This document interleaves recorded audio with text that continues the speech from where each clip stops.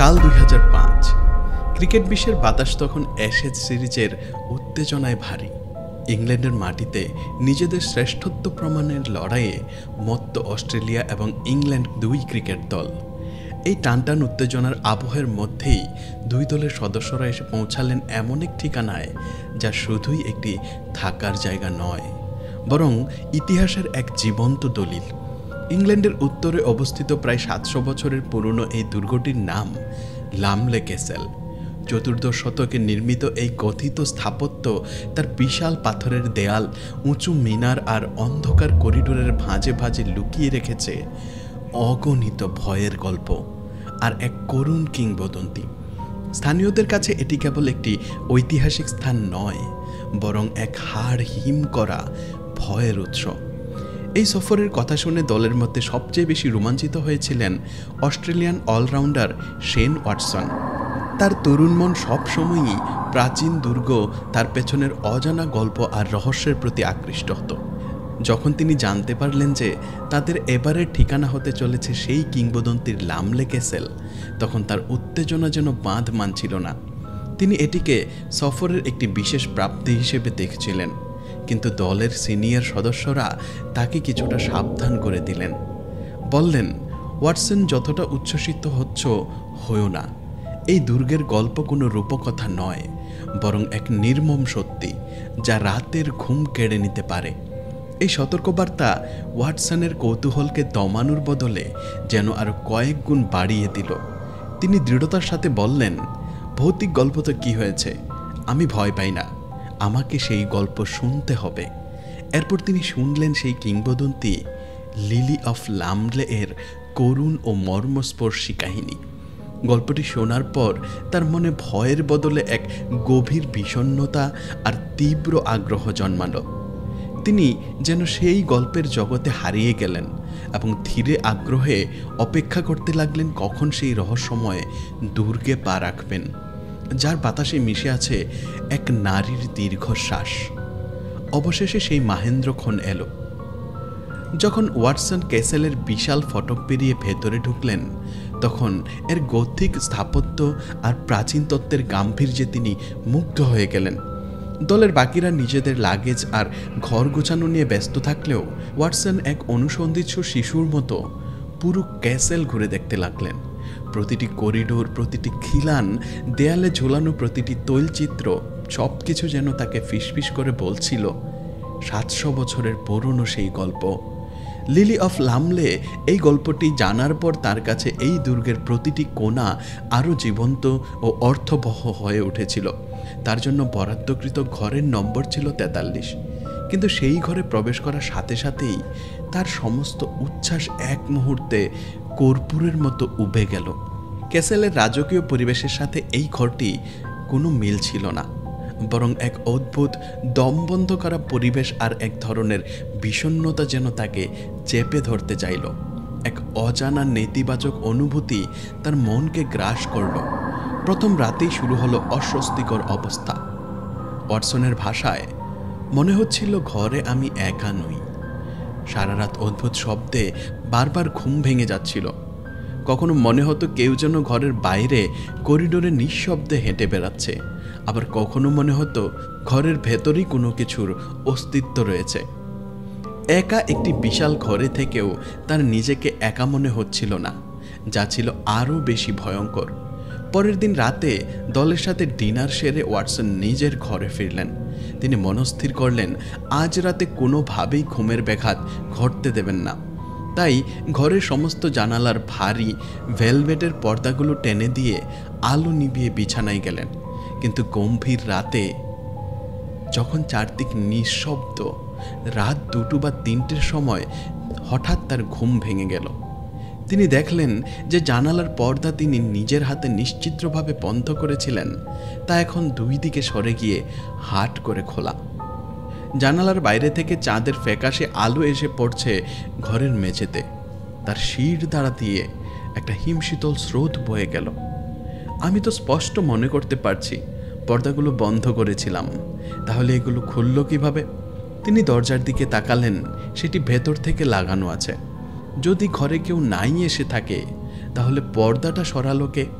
এসব ভাবতে ভাবতেই তার চোখ গেল জানালার দিকে। তিনি যা দেখলেন তাতে তার আত্মা কেঁপে উঠল। তিনি দেখলেন জানালার ওপাশে দাঁড়িয়ে একটি আবছা নারী মূর্তি ভেতরের দিকে তাকিয়ে আছে। রাত দুপুরে ঘরের বাইরে থেকে কে এভাবে উঁকি মারতে পারে? ভয় আর কৌতূহলের এক অদ্ভুত মিশ্রণে তিনি দ্রুত বিছানা থেকে নেমে বাইরে গেলেন, কিন্তু সেখানে কেউ ছিল না। তবে নিচে গ্রাউন্ড ফ্লোরের দিকে তিনি তাকাতেই দেখলেন সাদা পোশাক পরা সেই একই নারী মূর্তি ছায়ার মতো ভেসে বেড়াচ্ছে। ওয়াটসনের মনে হলো, এই কি তবে সেই নারী যে একটু আগে আমার জানালায় উঁকি দিচ্ছিল? কিন্তু সে এত দ্রুত নিচে নামলো কিভাবে? ওয়াটসন এবার নিশ্চিত হলেন এই ক্যাসেলে স্বাভাবিক কিছুর বাইরেও অন্য কোনো এক অশরীরী শক্তির অস্তিত্ব আছে, যা মানবিক চিন্তা দিয়ে বোঝা সম্ভব নয়। তিনি ঠিক করলেন রাতটা কোনো মতনে কাটিয়ে সকালে দলের সবাইকে বিষয়টা জানাবেন। পরদিন সকালে ব্রেকফাস্ট টেবিলে ওয়াটসন ছুটে গেলেন তার সতীর্থদের কাছে। তার চোখ মুখ দেখেই বোঝা যাচ্ছিল যে তিনি সারা রাত ঘুমাননি। হাঁপাতে হাঁপাতে বললেন, জানো, কাল রাত আমার জানালার বাইরে এক মেয়ে উঁকি মারছিল। পরে আমি তাকে নিচেও ঘোরাঘুরি করতে দেখেছি, সাদা পোশাক পরা। কিন্তু তার কথা শুনে টেবিলে এক অদ্ভুত নীরবতা নেমে এলো। কেউ কেউ রসিকতা করে উড়িয়ে দিল, আবার রিকি পন্টিং, অ্যাডাম গিলক্রিস্টের মতো সিনিয়ররা এমনভাবে একে অপরের দিকে তাকাতে লাগলেন যেন তারা কিছু একটা জানেন কিন্তু বলতে চাইছেন না। ওয়াটসন তখন দলের সবচেয়ে জুনিয়র সদস্যদের একজন ছিলেন, তাই সিনিয়রদের এই রহস্যময় নীরবতা তার কাছে আরও বেশি অস্বস্তিকর মনে হলো। সেই রাতটা ছিল আরও ভয়াবহ। ওয়াটসন বিছানায় শুয়েছিলেন, কিন্তু ঘুম তার চোখ থেকে বহু দূরে। আগের রাতের ঘটনাগুলো সিনেমার মতো তার চোখের সামনে ভাসছিল। ঘণ্টাখানেক নির্ঘুম কাটানোর পর তিনি বাথরুমে যাওয়ার জন্য উঠলেন। যাওয়ার পর জানালা দিয়ে বাইরে তাকিয়ে নিশ্চিত হলেন আজ কেউ নেই। হয়তো আগের রাতের ঘটনাটা তার মনের ভুল ছিল। এই ভেবে নিজেকে আশ্বস্ত করে তিনি বাথরুমে ঢুকলেন, কিন্তু সেখান থেকে বের হয়ে তিনি দেখলেন তার সামনে ঘরের মাঝখানে দাঁড়িয়ে আছে সেই মেয়েটি। ওয়াটসন যেন জমে পাথর হয়ে গেলেন। সেই মুহূর্তে পুরো ক্যাসেলে কোনো নারী অতিথি ছিলেন না, অথচ এই মেয়েটি সেখানে দাঁড়িয়ে। তার পরনের পোশাক শত শত বছরের পুরনো। তার চোখ দুটো যেন গভীর শূন্যতায় ভরা, আর তার চাহনি এই জগতের নয়। ভয়ে ওয়াটসনের রক্ত হিম হয়ে গেল। সারা শরীর কাঁপতে শুরু করলো। মুখ দিয়ে কোনো শব্দ বেরোচ্ছিল না। এক মুহূর্তও দেরি না করে তিনি কোনো মতনে সেই ঘর থেকে বেরিয়ে দৌড় দিলেন তার সতীর্থ ও বন্ধু ব্র্যাডলির ঘরের দিকে। সেই রাতটা তিনি ব্র্যাডলির ঘরেই কাটালেন। এক মুহূর্তের জন্য দু চোখের পাতা এক করতে পারেননি। ততক্ষণে তিনি মর্মে মর্মে বুঝে গিয়েছিলেন যে ছায়ামূর্তিটিকে তিনি দেখছিলেন সে আর কেউ নয়, স্বয়ং লিলি অফ লামলে।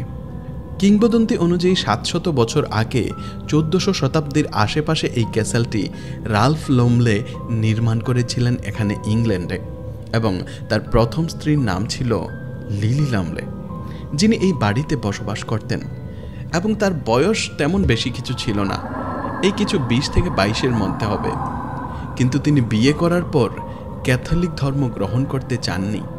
সেই সময় ইংল্যান্ডে অনেক পাদ্রী ছিলেন যারা তাকে খুব বেশি চাপ দিচ্ছিলেন, লিলি তোমার ধর্ম পরিবর্তন করো, ধর্ম পরিবর্তন করো, ক্যাথলিক ধর্ম গ্রহণ করো। অনেক লোক বলছিল তোমার শান্তি হবে, তোমার জীবন অনেক ভালো হবে, কিন্তু তিনি এটি মানতে রাজি ছিলেন না। লিলি মানছিলেন না। তিনি শেষ পর্যন্ত তার সর্বোচ্চ চেষ্টা করেছিলেন সকল পাদ্রীদের বোঝানোর জন্য যে হ্যাঁ, আমি আমার ধর্ম পরিবর্তন করব, কিন্তু তিনি তা করেননি। তখনকার দিনের কঠিন নিয়ম অনুযায়ী এই কথা জানাজানি হওয়ার পর এক পাদ্রী এসে লিলির হত্যা করে সেই ঘরে, এবং তাকে টেনে নিয়ে গিয়ে সেই ক্যাসেলের একটি কূপের কাছে নিয়ে যায়, যেখানে নিয়ে তাকে কূপের ভেতরে ঠেলে দেয়। এবং পরে যখন তিনি পুরোপুরি মারা যান, তার মৃতদেহকে গোপন করে ফেলা হয়। এবং পরে যখন রাল্ফ লামলে ধর্মগ্রহণ করেন এবং তাকে নন হিসেবে পাঠিয়ে দেন, তখন তিনি কয়েক মাসের জন্য আর আসবেন না। যখন থেকে তার মৃত্যু হয়েছে, লিলির স্থানীয় লোকদের বলছে যে যারা এই ক্যাসেলে থাকেন তাদের মনে হয় না কেন রাতের বেলা কূপের ভেতর থেকে একটা আওয়াজ আসে, যেন কেউ কূপ থেকে বের হতে চাচ্ছে। কেবল কূপের বাইরে পুরো জল থাকে। এবং সেখান থেকে কিছুক্ষণ পর আমরা দেখতে পেতাম যে প্রাসাদে কিছু অদ্ভুত ঘটনা ঘটতে শুরু করেছিল। যেমন এখানে একটি মেয়েকে ভাসমান অবস্থায় দেখা যেত। তখনই না, আজকের সময়েও যে সেখানে ম্যানেজার আছেন তার কথা হচ্ছে যে আজও অনেক অতিথি আসে যারা আমাদের বলে যে রাতের বেলা আমাদের দরজা নিজে নিজে খুলে যায় এবং বাইরে থেকে কেউ একজন ঝাঁক দিয়ে চলে যায়। জানালার বাইরে থেকে কেউ একজন আসে এবং ভেতরে উঁকি দেয়, আমাদের ভালোভাবে দেখে এবং তারপর সেখান থেকে পালিয়ে যায়। মানে এইসব বিষয়গুলি এই ক্যাসেলকে খুবই ভয়ঙ্কর করে তোলে, কারণ সেই মেয়েটি যে কোনো কিছুই করতে পারে। এবং যদি কেউ হঠাৎ করে এমন কিছু দেখে তবে তার হৃদরোগও হতে পারে, কারণ এটি মানুষের প্রকৃতি যে যদি কোনো কিছু আপনার সামনে হঠাৎ করে বেরিয়ে আসে তবে আপনার হৃদরোগ হতে পারে। এবং আপনি জানেন যে শেন ওয়াটসন এখানে সবচেয়ে বেশি কেন অনুভব করছিলেন, কারণ তার রুম নাম্বার ছিল 43, যেখানে আসলে 700 বছর আগে লিলির হত্যা করা হয়েছিল। সেই ঘরেই তার হত্যা হয়েছিল। এবং যারা বাকি ক্রিকেট টিমের সদস্য ছিলেন তারা শেনের সাথে কথা বলছিলেন না, কারণ তারা বিস্তারিত কিছু জানতে চাননি, কারণ তারা জানতেন যে এটি স্পষ্ট যে শেনের সাথে এইসব ঘটনা ঘটতে হবে, কারণ তিনি হোটেল রুম নম্বর 43-এ ছিলেন। হোটেল রুম নম্বর 43, সবাই এর সম্পর্কে জানত। সবাই একে অপরকে এর জন্য দেখছিল, কারণ প্রত্যেকের সাথে এই ভুতুড়ে ঘটনা ঘটেছিল এবং হচ্ছে।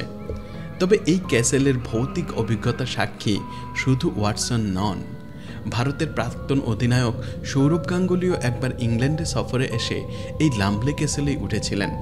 এক রাতে ঘুমের মধ্যে তিনি শুনতে পান তার বাথরুমের কল থেকে পানি পড়ার শব্দ হচ্ছে। তিনি উঠে গিয়ে কলটি বন্ধ করে দিয়ে আসেন, কিন্তু আধ ঘন্টা পর আবার সেই একই শব্দ। এবার পানির তোড় আরও বেশি। তিনি গিয়ে দেখলেন কলটি পুরোপুরি খুলে দেওয়া হয়েছে। ঘরের দরজা ভেতর থেকে বন্ধ। তাহলে কে এটা করতে পারে? এক অজানা ভয়ে তার বুক কেঁপে ওঠে এবং তিনি সেই রাতটা তার সতীর্থ রবি শাস্ত্রীর ঘরে গিয়ে কাটান। অনেক বছর পর এক সাক্ষাৎকারে শেন ওয়াটসন বলেছিলেন, হয়তো দুর্গে যাওয়ার আগে আমি লিলির গল্পে এতটাই মগ্ন ছিলাম যে আমার অবচেতন মন সেই ছায়া তৈরি করেছিল। কিন্তু সৌরভ গাঙ্গুলি তো লিলির গল্প শোনেননি, তবুও তার সাথে এই ধরনের ঘটনা ঘটেছিল। হয়তো ওয়াটসন জনসমক্ষে ভয়টাকে স্বীকার করতে চাননি, কিন্তু একটা কথা স্পষ্ট, লামলে ক্যাসেলের দেয়ালে দেয়ালে আজও লিলির অতৃপ্ত আত্মা সুবিচারের আশায় ঘুরে বেড়ায়। কারণ বিনা দোষে যার জীবন কেড়ে নেওয়া হয় তার আত্মা সহজে মুক্তি পায় না, 700 বছর পরেও না। তার সেই নীরব কান্না আজও ক্যাসেলের বাতাসে হাহাকার করে ফেরে।